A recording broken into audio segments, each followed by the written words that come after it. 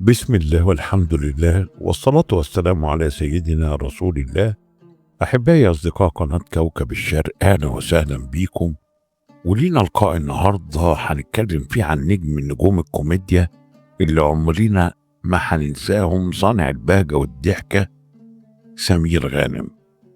يوم الخميس 20 مايو 2021، اليوم اللي سمعنا فيه خبر وفاة سمير غانم، كان يوم حزين على مصر كلها، مش بس لأنه فنان كبير، لكن لأنه كان ضحكة بجد، ضحكة من القلب وضحكة بنتربى عليها. طب يلا بينا نرجع لأول السطر ونشوف بداية الحكاية. سمير يوسف غانم اتولد يوم 15 يناير 1937 في قرية عرب الأطاولة التابعة لمحافظة أسيوط. والده كان ضابط شرطة، وده خلى العيلة دايما تنتقل من محافظة للتانية، وده خلى سمير يتعلق بأمه جدا لأنها كانت الحضن الدافئ في كل التنقلات. سمير كان الأخ الكبير ل4، سوسن وسمية وسيد وحسام. يعني العيلة كانت كبيرة وكان دايما شايل مسؤولية. بعد ما خلص الثانوية العامة قرر يدخل كلية الشرطة زي أبوه، بس يا دوبك قعد 2 وسقط. والده قال له يا ابني شوف لك طريق تاني، وبالفعل دخل كلية الزراعة. كلية الزراعة اتبعت جامعة اسكندرية. الزراعة وقتها كانت مختلفة، كان فيها ناس تقيلة زي محمود عبد العزيز ومحمد فاضل ومدحت مرسي، وكان في حاجة اسمها المسرح الجامعي، وهو ده اللي فتح لسمير الباب لعالم التمثيل. سمير كان بيشارك في عروض وبدأ يعرف الناس اللي زيه مهتمين بالفن. قابل وحيد سيف في كلية الآداب، ويعني قابل كمان عادل نصيف من كلية الطب. وحيد سيف يمكن شق طريقه في الفن وعرفناه، لكن عادل نصيف ما كانش ليه حظ. المهم ان هم عملوا مع بعض فرقة صغيرة وبدأوا يقدموا سكتشات. بعدها ظهر في حياتهم المخرج التلفزيوني عبد المنعم مدبولي، وشجعهم وكونوا فرقة إخوان غانم، لكنها ما كملتش كتير. بعدها حصلت المقابلة اللي غيرت كل حياته لما قابل جورج سيدهم اللي كان نجم في زراعة عين شمس. قابلوا بعض في أسبوع شباب الجامعات وقرروا يشتغلوا سوا. بدأوا يقدموا سكتشات في اسكندرية وظهروا في برنامج مع الناس في التلفزيون. المنتج محمد سالم شافهم وقرر يتبناهم. اتكون ثلاثي جديد: سمير غانم، جورج سيدهم، وحيد سيف.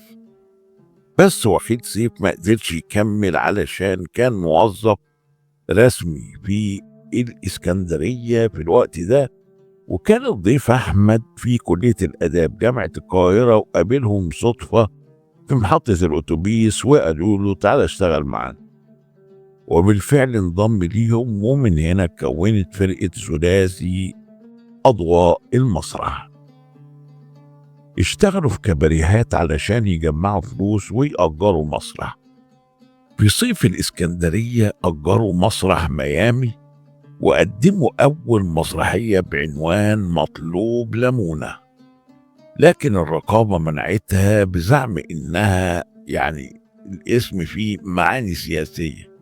المهم إن هم قرروا يروحوا لوزير الداخلية بنفسهم وقالوا له يا فندم إحنا الناس بنضحك الناس، مش بنقصد أي حاجة. الوزير رفض العرض، فأخدوا مسرحية تانية من الكاتب علي سالم بعنوان حادثة في عزبة الورد. أخرجها عبد المنعم مدبولي، والغريب إن الوزير نفسه حضر أول ليلة عرض واطمن إن كل حاجة تمام. ومن هنا بدأت النجومية. الثلاثي بقى مطلوب في كل حتة، عملوا مسرحيات وسكتشات وأفلام وفوازير، حتى في الاحتفالات الرسمية. منى بنت جمال عبد الناصر طلبتهم يغنوا في فرحها، وغنوا فعلا كمان في فرح بنت السادات. لكن فجأة مات الضيف أحمد وعمره 34 سنة، وكان بيجهز لمسرحية اسمها الراجل اللي جوز مراته، وكان بيلعب فيها دور ميت. وبعد البروفا راح يشوف ماتش الزمالك، جات له سكتة قلبية وتوفى.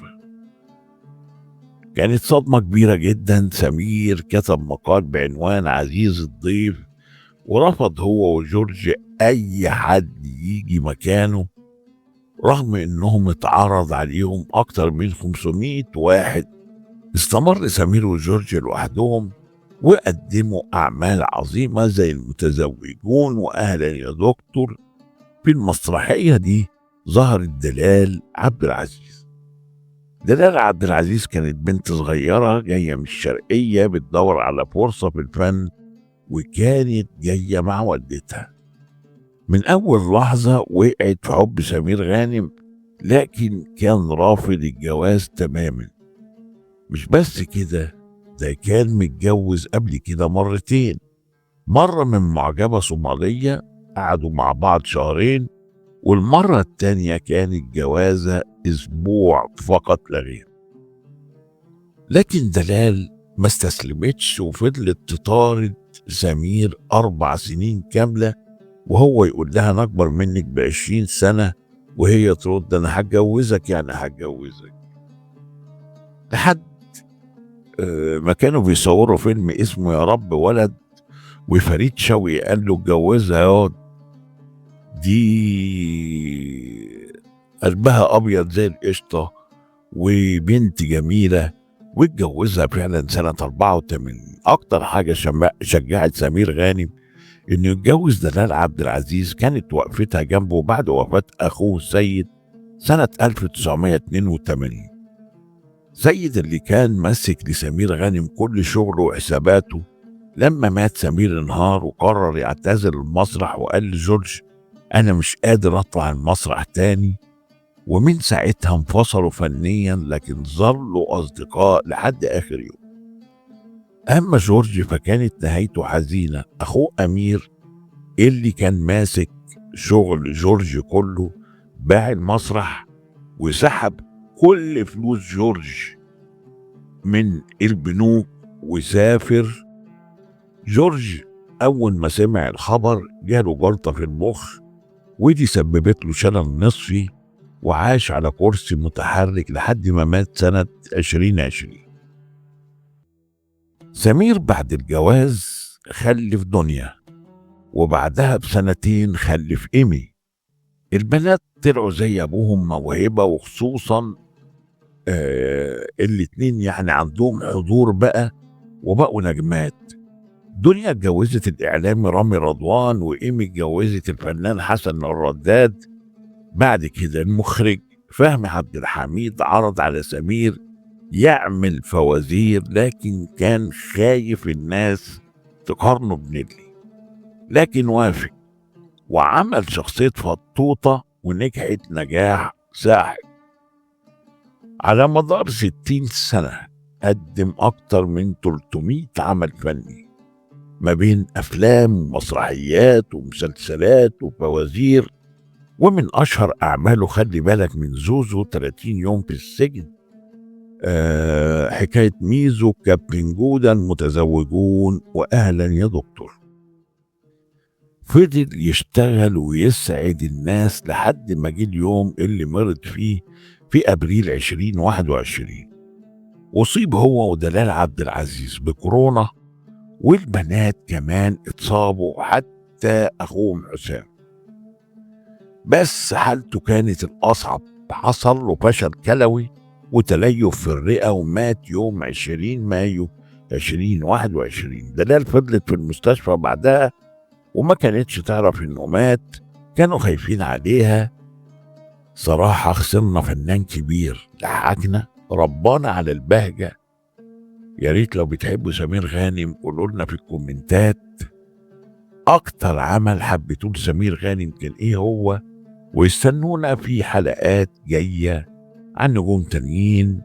يا ريت تعملوا لنا لايك وتشير لو عجبتكم الحلقة، واشتركوا في القناة وفعلوا الجرس علشان يوصل كل جديد. شكرا لحضراتكم، وكان معاكم الناقد الفني طارق السلاموني. تحياتي لحضراتكم وإلى لقاء آخر إن شاء الله.